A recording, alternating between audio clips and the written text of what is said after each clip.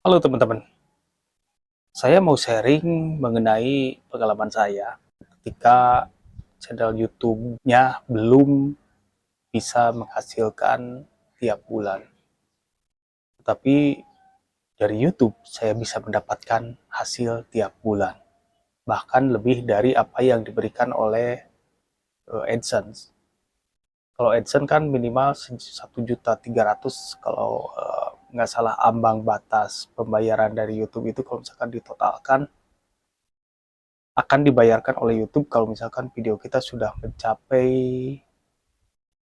pendapatan revenue sekitar 1.300.000. Apakah dilakukan setelah beberapa bulan kumpulan dari video-video, misalkan satu bulan dapat 100, satu bulan dapat 200, satu bulan dapat 500, itu dikumpulkan dari bulan-bulan berikutnya. Jadi total ditotalkan misalkan setelah 4 bulan dapat 1.300.000 ambang batasnya, maka itu akan cair. Terus nggak mudahnya itu kan ada persyaratan jam tayang harus 4.000 jam tayang dan subscriber itu harus di atas 1.000. Dan itu juga ada persyaratan lainnya juga, kita harus mempunyai konten-konten yang mematuhi peraturan YouTube. Itu harus harus harus yang harus dipegang benar oleh YouTuber yang mau berkarir di YouTube. Terlebih lagi kalau misalkan kadang-kadang YouTube itu mengubah peraturannya itu tiba-tiba, dan peraturan yang dulunya boleh kemudian nggak boleh, itu kan bisa berpengaruh ke performa monetisasi kita. Kadang-kadang status monetisasi kita di cancel atau di pending atau di suspend cuma gara-gara peraturan baru. Ya apa boleh buat, kita sebagai YouTuber harus menurut apa peraturan yang diaturkan oleh YouTube, karena ya YouTube yang mempunyai platformnya. Ketidakpastian seperti itu cukup bahaya bagi saya, bagi YouTuber, bagi teman-teman, kalau misalkan teman-teman tidak aware dan cuma mengandalkan YouTube itu dari view aja, dari penontonnya aja. Ini pengalaman saya menjadikan YouTube sebagai branding, menjadikan YouTube sebagai apa namanya, memperkenalkan apa yang kita bisa, memperkenalkan jasa layanan kita, servis kita di offline. Jadi kita ibaratkan si YouTube itu kan online, online kita jualan video untuk ditonton sama orang.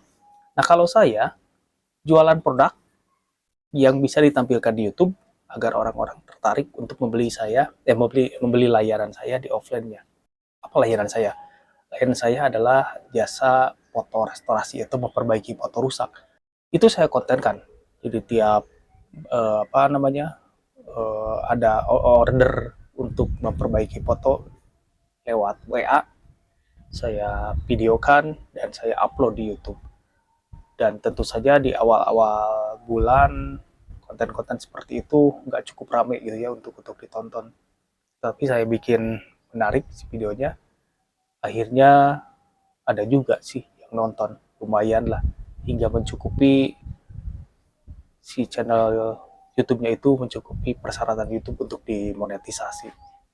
Walaupun belum menjadi penghasilan yang tetap setiap bulannya pada waktu itu, tetapi dari konten restorasi itu saya branding bahwa saya bisa memperbaiki foto seperti ini, seperti ini, seperti ini, dan akhirnya lumayan banyak order-order yang banjir order dari hasil nge-YouTube itu, bukan dari view-nya.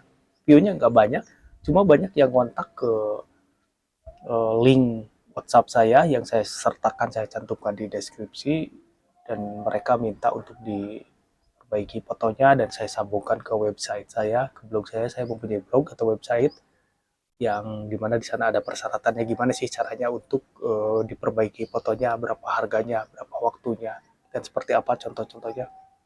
Nah itu saya sertakan sehingga sejelas mungkin, sehingga banyak penonton-penonton YouTube saya yang membeli layanan saya ibaratnya. Walaupun apa nih nilainya gede, tetapi dengan YouTube kita terbantu, usaha kita terbantu menjadi lebih jelas, terlihat seperti apa nih prosesnya, seperti apa hasilnya. Jadi penonton menjadi calon klien, penonton yang saya sebut calon klien juga, calon klien usaha kita jadi lebih percaya bahwa ini usaha real, bukan usaha abal-abal. Dan alhamdulillah, walaupun belum AdSense belum menjamin secara tiap bulan, tetapi tiap bulan saya terbantu oleh order-order offline gara-gara dipromosikan oleh YouTube. Jadi ibaratnya YouTube itu saya jadikan iklan. Saya iklankan usaha saya di YouTube, saya iklankan keahlian saya di YouTube, dan ternyata ada yang tertarik dengan usaha saya, ada yang tertarik dengan keahlian saya, dan dia ngontak saya dengan nilai-nilai yang lumayan, yang bisa menjamin tiap bulannya.